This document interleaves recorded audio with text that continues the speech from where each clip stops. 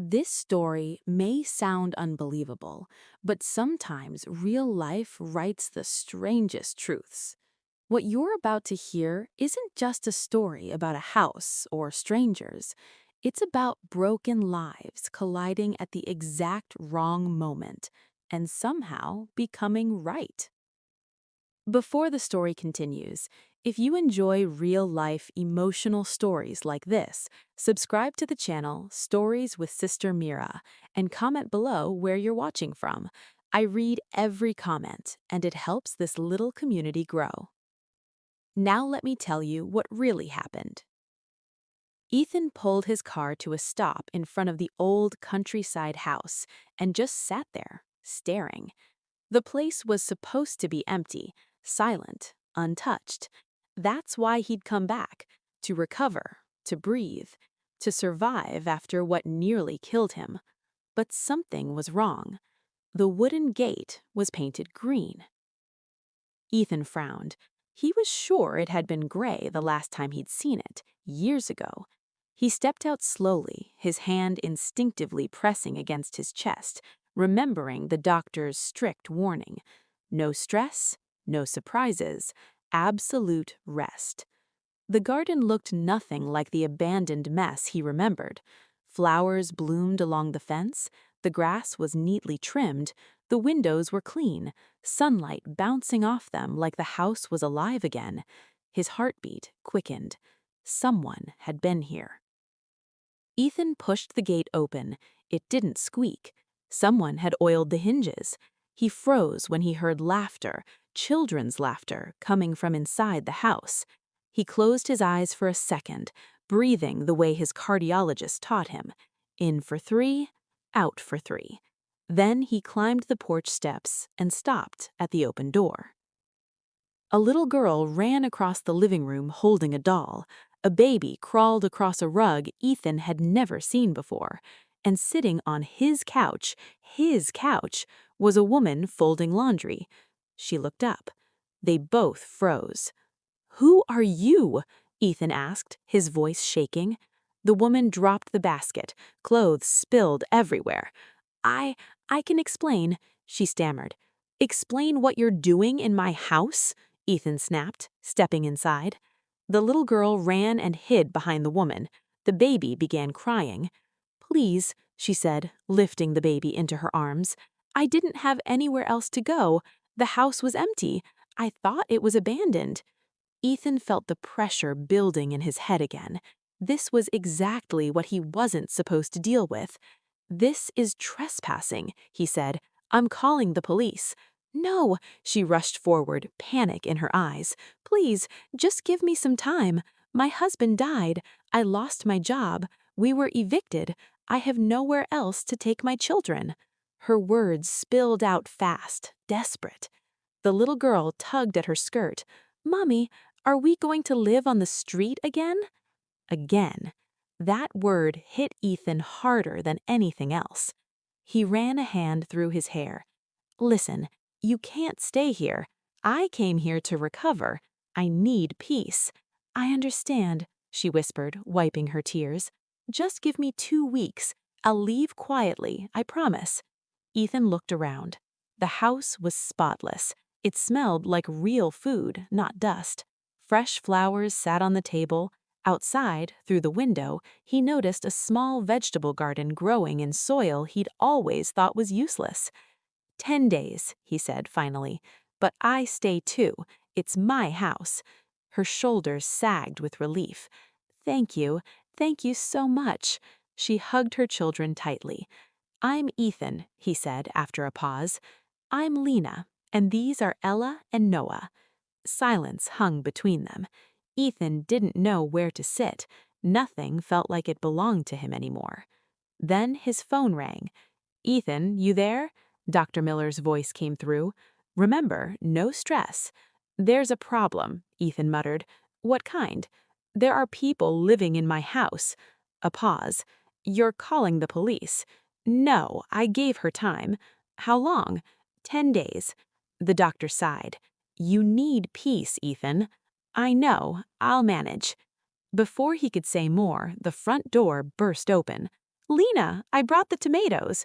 An elderly man stepped inside and stopped short when he saw Ethan. His face lit up. "Well, you must be Ethan.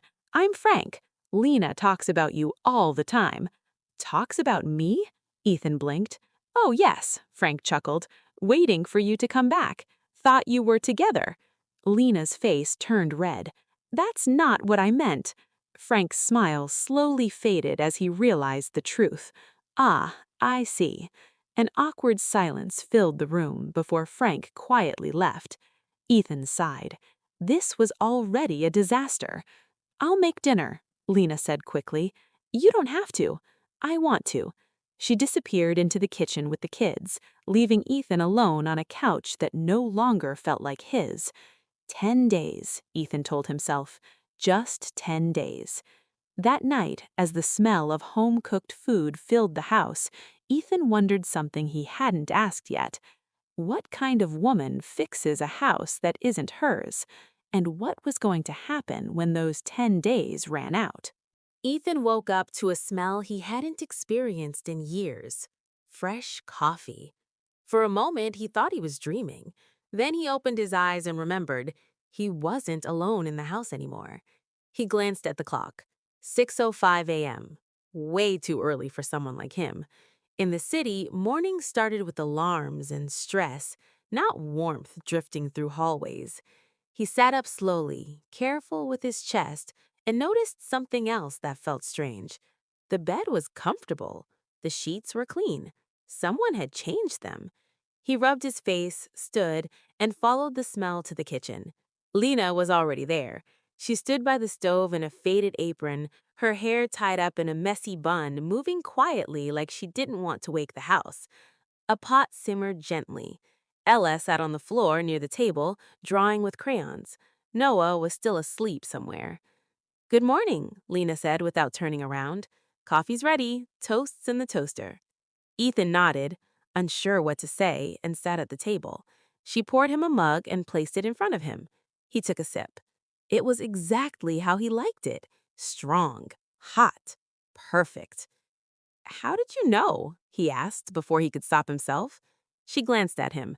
"Your coffee grounds were in the cabinet. Figured you didn't buy that kind by accident." He stared at the mug, suddenly feeling something unfamiliar tighten in his chest. Not pain, something else. "How long have you been up?" he asked. "Every day around 5. It's the only quiet time."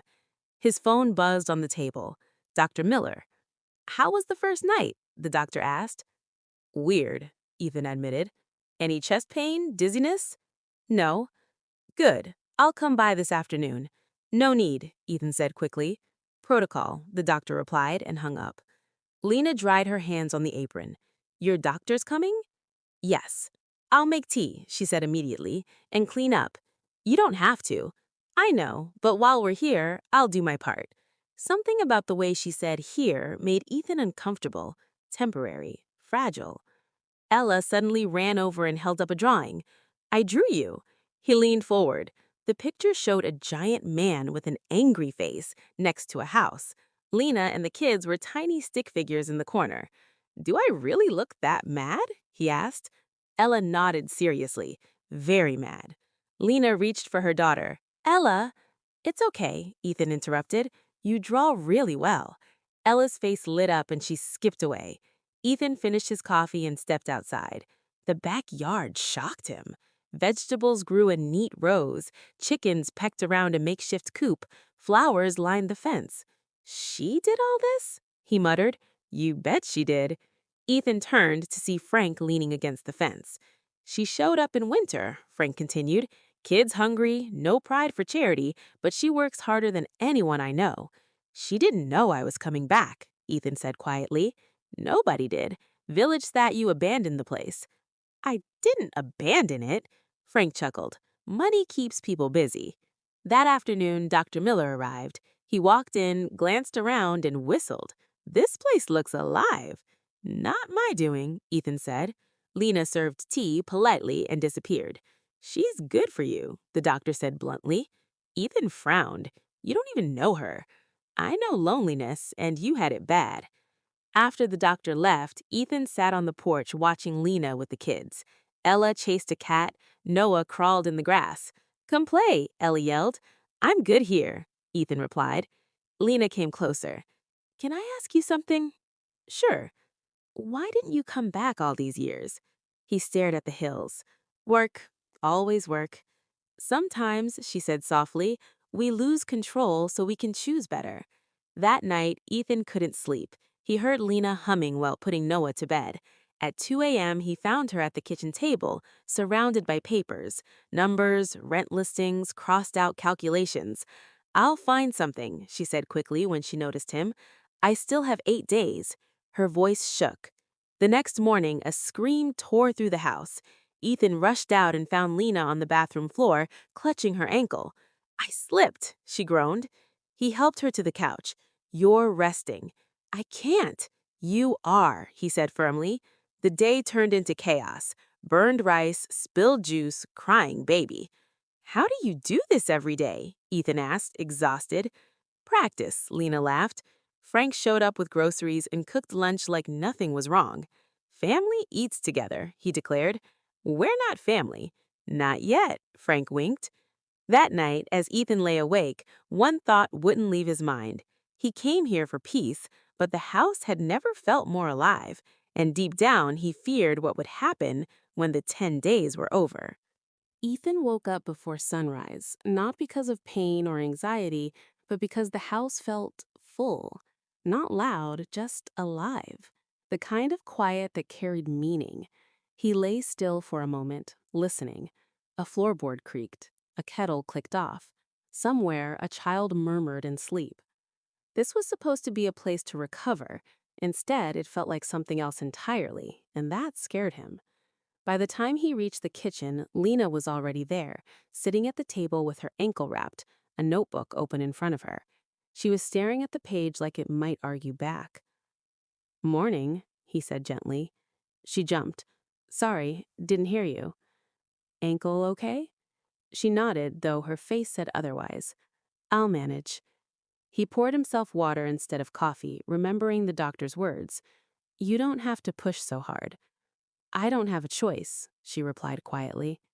He noticed the notebook, numbers again, rent listings, phone numbers crossed out, time running out. "How many days left?" he asked. She hesitated. 7. The word landed heavy between them. Later that morning, Frank returned, this time with a ladder and a bag of nails. "Fence on the west side's loose," he announced. "Figured I'd fix it." "You don't have to," Ethan said. Frank waved him off. "Village rule, we help where help's needed." Lena watched from the porch, guilt flickering across her face. "I'll pay you back someday." Frank laughed. "Just promise me you'll stop apologizing." As the day went on, Ethan found himself doing things he hadn't done in years. He swept the porch, fed the chickens, let Ella show him how to water the tomatoes without drowning them. "You're bad at this," she informed him seriously. "I was better at meetings," he replied. She frowned. "Meetings sound boring." They were. In the afternoon, Ethan's phone buzzed again. A name flashed across the screen that made his stomach tighten. Clara. He hadn't spoken to her since the hospital. He answered reluctantly. "Hello? So this is where you ran off to, the middle of nowhere." "I needed space." "You needed responsibility," she shot back. "You disappeared. Investors are asking questions.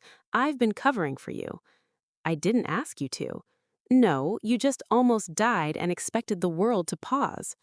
Her voice softened slightly. "Ethan, come back. This phase will pass." He looked out the window. Ella was sitting on the grass, braiding flowers into Lena's hair, while Lena pretended not to notice. "I don't think it will," he said. There was silence. Then Clara exhaled sharply. "You're throwing everything away." "I'm choosing something else." "Because of her?" Clara asked, disdain obvious. "Because of me," he replied, and hung up. Lena didn't ask who it was. She just handed him a glass of water. Their fingers brushed. Both pulled away too quickly. That evening, Frank insisted on dinner again. Halfway through, he cleared his throat. "So, what's the plan?" Lena stiffened. "I'll be leaving in a few days." Frank looked at Ethan. And you? Ethan stared at his plate. I don't know. That's worse than no, Frank muttered. After dinner, Ella climbed into Ethan's lap without asking. Will we have to move again? Lena froze. Ethan swallowed. I don't know yet. Ella nodded, accepting it in a way only children can. I don't like moving. Me neither, he admitted. That night, Ethan couldn't sleep. He paced the hallway, stopped outside the back room, and heard Lena crying softly. Not loud sobs, controlled ones, the kind that came from holding too much in for too long. He didn't knock. He didn't intrude. He went outside instead and sat on the steps staring at the stars. New York felt like another lifetime. Bright lights, empty rooms, silence that echoed. He almost didn't hear Frank approach. You look like a man arguing with himself, Frank said, sitting beside him. I am. She's leaving? Yes. You want her to? No. Then why aren't you stopping her? Because she deserves stability, not someone recovering from a heart attack who doesn't know what he's doing with his life. Frank snorted. Son, nobody knows what they're doing. Some folks just pretend better. Ethan rubbed his face. She's scared. So are you. The next day passed quietly. Too quietly. Lena packed small things when she thought no one was watching. Ella grew unusually quiet. Even Noah seemed clingier. That night, Ethan found Lena at the kitchen table again, this time staring at a single listing. I found a place, she said before he could ask. Small, 2 hours away. It's not perfect, but it's something. When? End of the week. He nodded, forcing himself to breathe normally. You don't have to rush. I do, she said softly. If I stay longer, I might hope. The word shattered something in him. The next morning, everything fell apart. Ethan was on the porch when he heard Clara's car pull in, sleek, out of place. She stepped out, heels sinking into dirt, eyes sharp. So this is it, your escape fantasy. Lena appeared in the doorway, confusion turning to discomfort. This is private, Ethan said. Clara laughed. Everything about you is my business. Her gaze slid to Lena. You must be the reason. Lena stiffened. I'll take the kids inside. No, Ethan said firmly. You stay. Clara's smile faded. You're choosing this over everything we built? Yes. You'll regret it. Maybe, but it'll be my regret. Clara left without another word. That night, Lena packed faster. Ethan stood helplessly in the doorway of the back room, watching her fold clothes with mechanical precision. You don't have to go, he said quietly. She stopped, didn't look at him. I do. Why? Because I'm starting to care, she whispered, and I can't afford to lose again. The words hit harder than any argument. Ethan realized then that time wasn't just running out, it was already slipping through his fingers, and if he didn't do something soon, he might lose more than his house. He might lose the only thing that had made his heart feel alive again. The house felt different the morning Ethan woke up. Quieter. Not the peaceful kind of quiet he'd come here for, but the heavy kind, the kind that pressed on the chest and made every breath feel like effort. He lay in bed, staring at the ceiling, listening for sounds that used to come naturally. No humming, no clatter of dishes, no soft footsteps. Something had shifted. When he finally got up, he found the kitchen half empty. Lena had already packed a few boxes and stacked them neatly by the wall. It looked like proof that time was moving forward, whether he was ready or not. She stood at the sink, staring out the window, not washing anything, just standing. You're up early, he said. Didn't sleep, she replied. Neither did he. Ella and Noah were unusually quiet that morning. Ella ate her toast without a word. Noah clung to Lena's leg, whimpering whenever she stepped away. Ethan tried to act normal. He failed. Later, Frank showed up with his usual cheer, but it faded the moment he sensed the tension. Feels like a storm in here, he muttered. Lena smiled politely. I found a place. Frank froze. Oh. It's small, she continued, but it's safe. Frank glanced at Ethan. Safe don't always mean right. She didn't respond. That afternoon, Ethan wandered into the back room and found an open notebook on the bed. He shouldn't have looked, but he did. It was a journal, pages filled with careful handwriting, fear, hope, desperation. Kids hungry again, don't know what to do. Found this house today, abandoned, maybe just for a few days.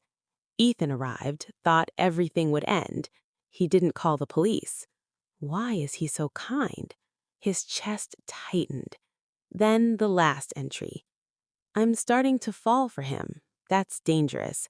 I need to leave before it hurts too much. You read it. Ethan turned. Lena stood in the doorway, face pale. I'm sorry, he said. I shouldn't have. She snatched the notebook. That was private. I know, but I needed to understand. Understand what? Her voice cracked. That I'm pathetic? No. That I fell for the man whose house I broke into? Tears spilled down her face. Congratulations, now you know. Lena, she snapped. Please don't say anything kind. It'll just make this worse. I feel the same, Ethan said. She froze. What? I'm falling for you too. Silence. This is crazy, she whispered. I know. You barely know me. I know. I have 2 kids, no money. I don't care. You should, she said sharply. You'll wake up one day and regret this. I won't. You don't know that. I know how I feel right now, and the thought of you leaving hurts more than my heart attack did. Her breath hitched. Don't say that. It's true. She pulled away. I can't do this. She walked out, leaving him standing there with words he'd held back too long. That night, Frank found Ethan sitting on the floor of the empty room. She's scared, Frank said gently. I know. So show her she's safe. How? Actions, not promises. Ethan didn't sleep. When Lena came back with the kids late that evening, the house was dark. Ethan? She called. She flipped the light switch. The table was set, candles lit, flowers in the center. The smell of food filled the air. Ethan appeared wearing an apron, looking ridiculous and nervous. Dinner, he said. Your last one here. Let me do this. Lena hesitated, then nodded. The food was far from perfect. Burned edges, too much salt, but the effort was unmistakable. When Ella fell asleep in her chair and Noah dozed in Lena's arms, Ethan spoke. I can't promise I'll never die, but I can promise that while I'm alive, I'll choose you. Every day. Tears streamed down her face. I'm scared, she admitted. I know. I can't lose again. I won't let you lose alone. She didn't answer. She just cried. That night, Lena lay awake staring at packed suitcases. Fear screamed at her to leave. Hope whispered to stay. Before sunrise, she made her decision. She woke the kids quietly, packed the last bags, called a cab. They were at the door when Ethan appeared, hair messy, eyes wide. You're leaving without saying goodbye. It's easier, she said. For who? Ella started crying. I want to say goodbye. Ethan knelt. You can. Lena's hands trembled on the suitcase handles. Ethan looked at her. Running feels safe, but it isn't living. She shook her head. I'm doing this for my kids. Are you? He asked gently. Or for your fear? She couldn't answer. She dropped to her knees, hugging Ella as sobs tore out of her. Years of grief, loneliness, and exhaustion finally breaking. Ethan knelt beside her, placing a hand on her shoulder. Stay one more day, just one. She nodded. That afternoon, Ella started coughing. By evening, her fever spiked. Panic filled the house. The doctor was out of town, roads were blocked. Frank brought the village midwife, who shook her head grimly. Pneumonia starting, she said. We must keep the fever down. The night was endless. Cold cloths, prayers, tears. Ella murmured in delirium. Daddy. Lena broke. I can't lose her, she sobbed. Ethan held her. You won't. You can't promise that. I can promise I'll do everything in my power. At dawn, the fever broke. Ella slept peacefully. Lena collapsed into Ethan's arms, exhausted, shaking, and in that moment, fear stripped bare, something irreversible settled between them. Because when life demanded everything, they had faced it together, and neither of them was the same anymore. Lena didn't remember falling asleep. One moment she was sitting on the edge of the bed, watching Ella breathe, counting each rise and fall of her chest, terrified that if she blinked, something terrible would happen. The next moment, sunlight was creeping through the curtains, soft and golden, and Ethan was still there, still awake. He sat in the chair by the bed, elbows on his knees, hands clasped, eyes fixed on Ella like he was guarding her with his will alone.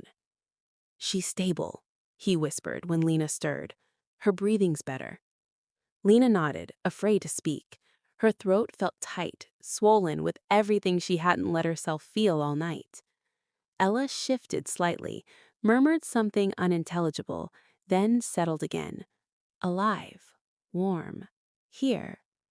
Lena covered her mouth with her hand as silent tears slid down her cheeks. Ethan stood and gently placed a blanket over Ella.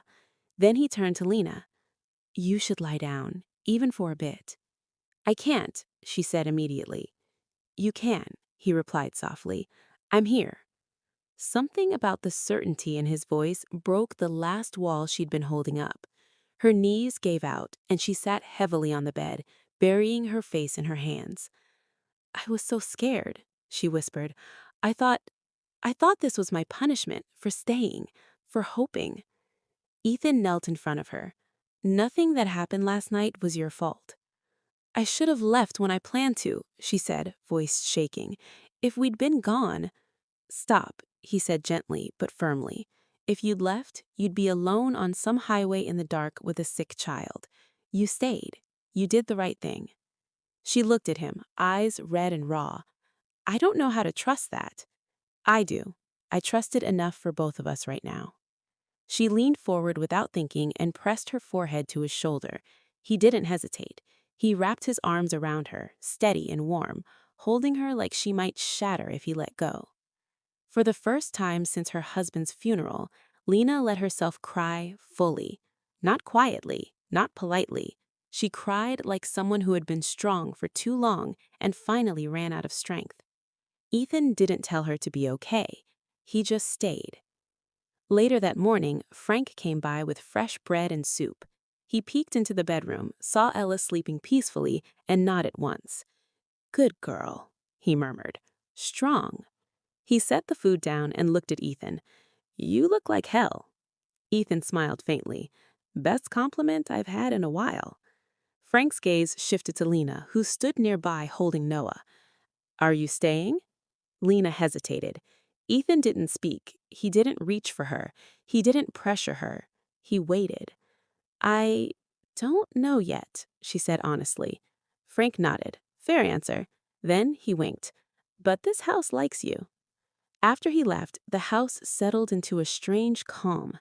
Ella slept most of the day, her fever gone, but her body tired. Lena moved slower, more carefully, no longer rushing to pack or plan. That evening, Lena found Ethan on the porch, staring at the horizon. "I never thanked you," she said. "For what?" "For last night, for not panicking, for not leaving me alone with my fear." He looked at her. "I was terrified." "You didn't show it." He gave a small smile. "I didn't want you to feel alone." She sat beside him. The space between them felt different now. Not charged, not awkward, just honest. "I read your journal," he quietly said. She stiffened slightly.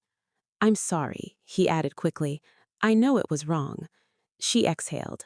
"What part?" "The part where you said you were falling for me, and the part where you said you'd leave before it hurt too much." Her eyes filled again. "That wasn't meant for you." "He know, but I need you to hear this. You're not a burden. You never were. Not you, not the kids, not any of it." She shook her head.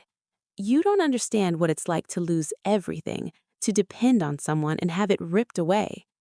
I almost died alone in a hospital room, he said quietly.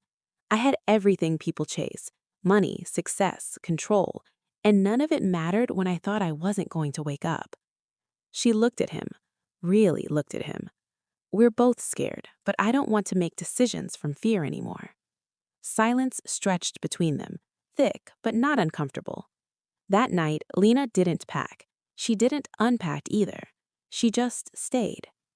The next morning, Ella woke up hungry and cranky and very much alive. She demanded pancakes and complained they weren't shaped right. Lena laughed for the first time in days. Ethan watched from the doorway, something warm blooming in his chest. Later that afternoon, Ethan's phone rang again. Clara. He stepped outside to answer. I heard you didn't come back, she said without greeting. No, I won't. You're really doing this? Selling your share? Walking away? Yes. There was a pause. Because of her? Because of me, he repeated calmly. You're throwing away your future. No, he said, looking through the window at Lena helping Ella color at the table. I'm choosing it. When he went back inside, Lena looked up. Bad news? No, he said, just final. She studied his face. You okay? He nodded. I think so. That night, after the kids were asleep, Lena found Ethan in the kitchen, staring at 2 mugs of coffee he'd poured and forgotten. I need to be honest with you, she said. He turned. Okay. I still don't know what I'm doing, she admitted. Part of me wants to run, part of me wants to stay forever.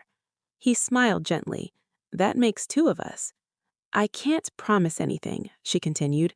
I can't promise I won't panic or doubt or pull away. I'm not asking for promises, just honesty. She nodded. Then here's the truth. I don't want to leave anymore. His breath caught. But I need time, she added quickly. Time to believe this is real. Time to believe I won't lose everything again. You can take all the time you need. I'm not going anywhere.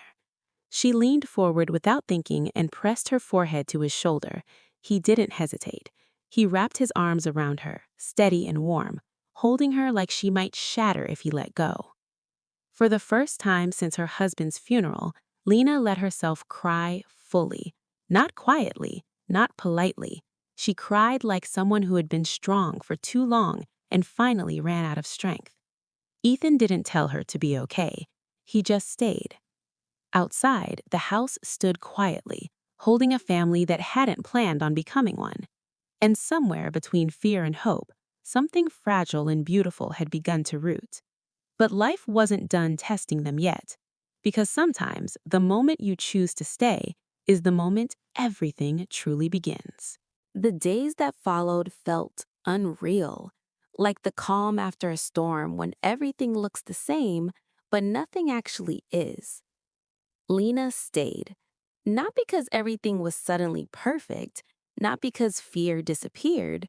She stayed because, for the first time in a long time, she wasn't carrying everything alone. Ella recovered fast.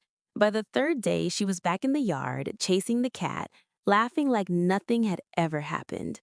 Lena watched her constantly, heart still tight, but each laugh loosened it a little more. Ethan noticed everything. How Lena flinched every time Ella coughed, even lightly. How she checked Noah's breathing at night, counting softly. How she still kept the suitcases by the door like an escape route. He didn't comment on any of it. Instead, he showed up. He woke early and made breakfast, badly at first, burnt toast, watery pancakes. Ella declared his cooking a crime, but he kept trying. He learned where the diapers were kept, how Noah liked his bottle warm, not hot, how Ella needed reassurance even when she pretended she didn't.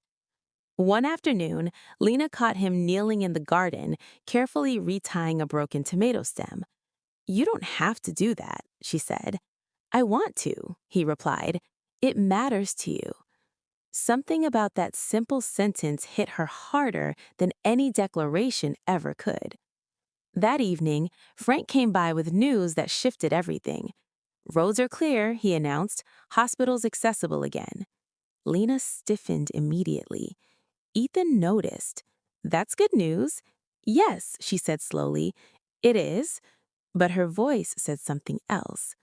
That night, after the kids were asleep, Lena sat at the table staring at her hands. You're thinking about leaving again, Ethan said gently. She nodded. Part of me feels like staying is cheating fate, like if I relax, something terrible will happen again. He leaned back in his chair. I used to think like that too, that if I stayed in control, worked harder, planned everything, nothing bad could touch me. She looked up. And? And I still almost died.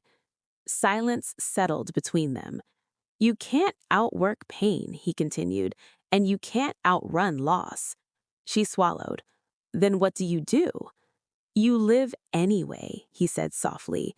Messy, scared, alive. Lena closed her eyes. I don't know how. You learn. Together. The next day brought a new challenge. A black car pulled up the driveway. Lena noticed it first. Ethan felt his stomach drop when he saw it. Clara stepped out, sharp and composed as ever, her presence slicing through the calm like a blade. I thought you might be here, she said, walking up without invitation. This isn't a good time, Ethan replied. Is there ever? She shot back. Lena hovered near the doorway, unsure whether to stay or disappear. Clara's eyes flicked to her. So you're still here? Yes, Lena said steadily, despite the tremor in her hands. Interesting, Clara murmured.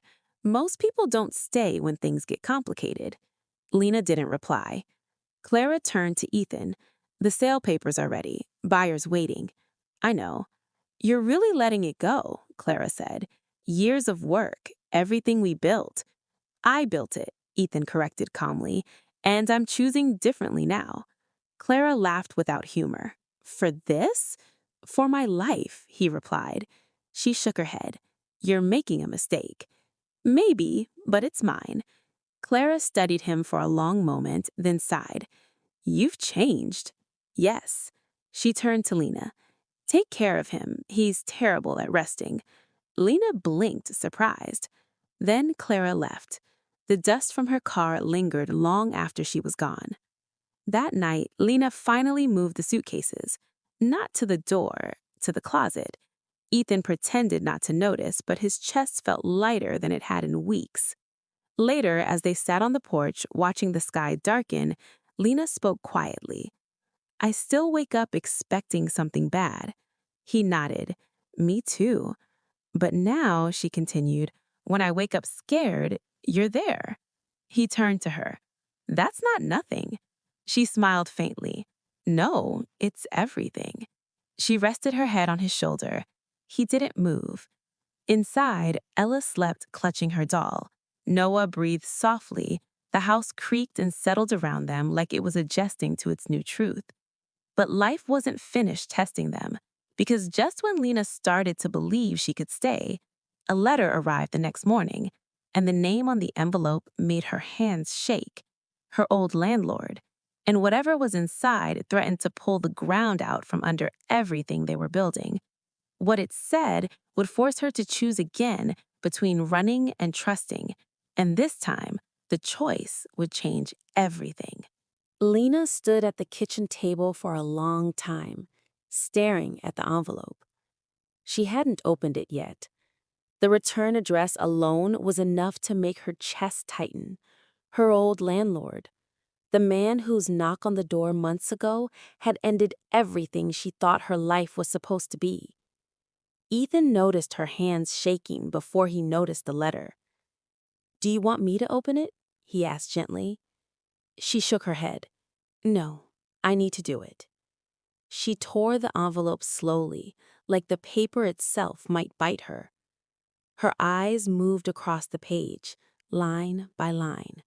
Her face drained of color. What is it? Ethan asked, trying to stay calm. They're filing for back rent, she whispered. 3 months, late fees, legal notice. His stomach sank. How much? She swallowed. More than I have. More than I could make in a year. Silence filled the room. Lena folded the letter with trembling hands. "This is why I can't stay," she said. "This is the kind of thing that follows me. I don't want it touching you." Ethan stepped closer. "We'll figure it out." "No," she said sharply. "You don't understand. If you help, I'll always feel like I owe you, like I trapped you." "You didn't trap me." "I broke into your house," she snapped. "I invaded your life." "And you brought life back into it," he replied. She turned away, tears falling freely now. "I can't let my problems become yours." "They already are," he said quietly, "because you matter to me." She shook her head. "I've lived my whole life being the one who survives, not the one who leans." "Then lean once, just once." She didn't answer. That afternoon, Frank showed up, took one look at Lena's face, and sighed. "Paper trouble." She nodded. Frank read the letter slowly. "These folks don't play gentle." "No," Lena said. "They play to win." Frank scratched his chin. "How much time you got?" 30 days. Frank looked at Ethan. "You got lawyers." "I do." Lena spun toward them. "No, absolutely not." Ethan met her gaze. "I won't force you, but I won't pretend this isn't serious." That night, Lena barely touched her dinner. Ella noticed immediately. "Are we moving again?" she asked softly. "No, sweetheart." But her voice betrayed her. Ella frowned. "You're lying." Lena's breath caught. Ethan crouched beside Ella. "Nothing's decided yet." Ella hugged her doll tightly. "I don't like when grown-ups don't say the truth." Neither did Lena. After the kids were asleep, Lena sat alone in the back room, the letter spread out in front of her. Ethan stood in the doorway, watching her shoulders shake. "I can't do this again," she whispered. "I can't drag my kids through another nightmare." He stepped inside. "You're not dragging anyone." "I am. Everywhere I go, something breaks." He knelt beside her. "You didn't break this. Life did." She laughed bitterly. "Life always does." She looked at him then, really looked at him. "If you help me, I'll never feel equal to you." "You don't need to be equal. You need to be safe." "That's not partnership," she said. "Maybe it's love," he replied. She recoiled slightly. "Don't say that." "Why?" "Because if I believe it," she said, voice breaking, "I'll stay. And if I stay and lose again, I don't know if I'll survive it." Ethan didn't respond right away. Then he said, "What if staying doesn't mean losing?" She closed her eyes. "That's a risk I'm not sure I can take." The next morning, Lena made a decision. She packed. Not everything, just enough. Ethan found the suitcases by the door again.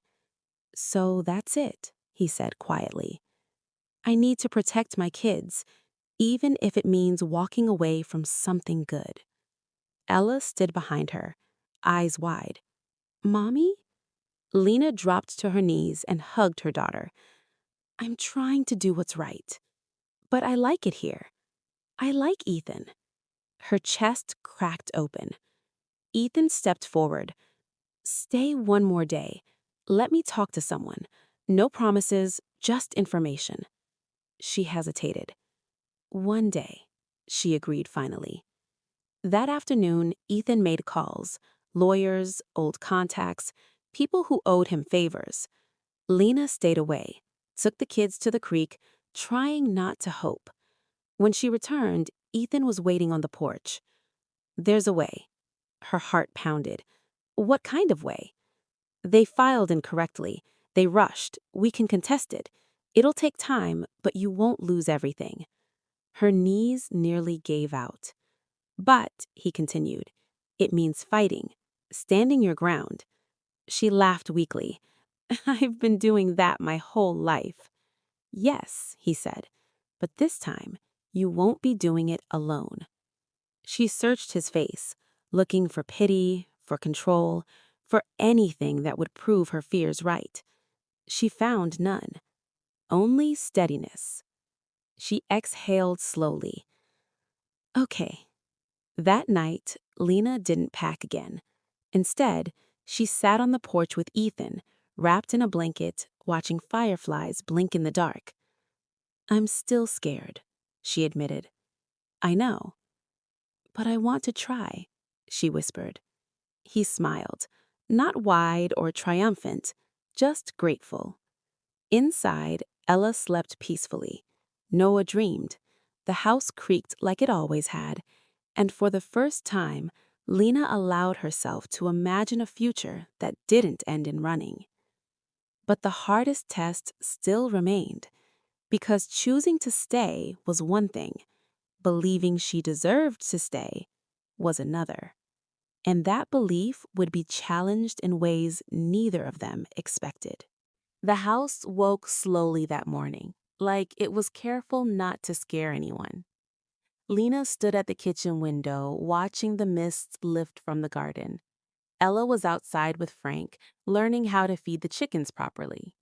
Noah sat on the floor behind her, banging a spoon against the bowl, perfectly content. For the first time in a long time, Lena wasn't bracing herself for disaster.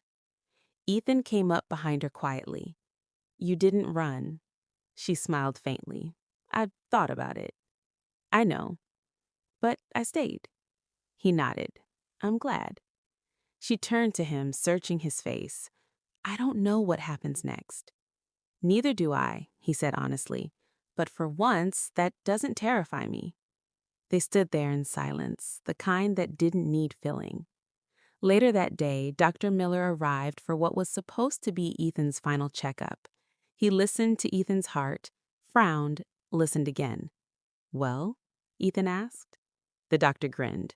You're healthier than you were before the heart attack. Lena blinked. How is that possible? Dr. Miller packed his things. Less stress, real food, fresh air, connection. Turns out those things matter. He glanced at Lena. You're good medicine. Ethan smiled at her. Told you.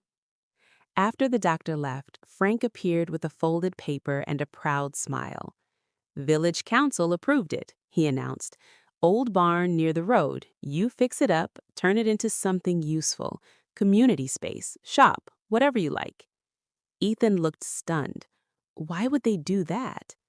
Frank shrugged. Because you stayed, because you care, because you didn't throw money at us and disappear. Lena watched Ethan's face soften. This man who once measured life in numbers was now being trusted with something far more fragile. That night, after the kids were asleep, Ethan took Lena back to the porch. He need to ask you something, he said. She tensed slightly. That sentence never leads to calm. He smiled nervously. Fair. He took her hands. I know it's soon. I know everything about this is messy and fast and scary. She nodded. Go on. I don't want Ella calling me Ethan forever, he said quietly, and I don't want Noah growing up thinking I'm just someone who passed through. Her breath caught. I don't know how long we get. None of us do, but I know how I want to live whatever time I have. He swallowed. With you, with them, as a family, for real. Lena stared at him, tears welling. Are you asking what I think you're asking? I don't have a ring, he admitted. I didn't plan anything dramatic. I just can't imagine waking up without you anymore. She laughed through tears. You're terrible at this. I know. She didn't answer right away. She thought of her husband, of promises made and broken by death, of fear that still lived in her bones. Then she thought of Ella's laughter, of Noah's tiny hand wrapped around Ethan's finger, of nights where she wasn't alone with her panic. Yes, she said softly. He froze. Yes? Yes, she repeated. I'm terrified, and yes. He pulled her into his arms, laughing and crying at the same time. I love you. I love you too, she whispered. That's the scariest part. The village wedding happened a week later. No fancy decorations, no expensive dresses, just flowers from the garden, borrowed chairs, mismatched plates, and more love than Lena had ever seen in one place. Frank walked her down the aisle. Ella dropped half the petals before reaching the end. Noah cried during the vows. Ethan didn't stop smiling once. When they said, "I do," Lena felt something finally loosen inside her, like life wasn't something she had to survive anymore. 6 months later, the house was louder than ever. Ella ran through the halls barefoot, Noah learned to say dada, the garden doubled in size, the barn by the road became a small community space, buzzing with people. One morning, Ethan woke to the smell of coffee and pancakes. Again. He walked into the kitchen and found Lena smiling, one hand on her belly. "You're burning the coffee," he said gently. She laughed. "I know." He frowned. "Are you okay?" She took his hand and placed it on her stomach. He froze. "You're kidding," he whispered. She shook her head. "No." His eyes filled instantly. "My heart survived a heart attack just for this." She laughed. "Looks like it." That night, as they sat on the porch watching the kids sleep inside, Ethan said quietly, "Funny how I thought someone invaded my house." Lena smiled. "Turns out we invaded each other's lives. And somehow," he said, "we both ended up home." If you stayed until the end of this story, thank you, truly. If this story touched your heart, reminded you of loss, hope, love, or second chances, please subscribe to the YouTube channel, Stories with Sister Mira. It helps the channel grow and allows more real, emotional stories like this to be shared. And comment below where you're watching from. I love reading your stories too. Sometimes life doesn't give us what we plan. It gives us what we need. And sometimes the thing that feels like an invasion is actually a rescue.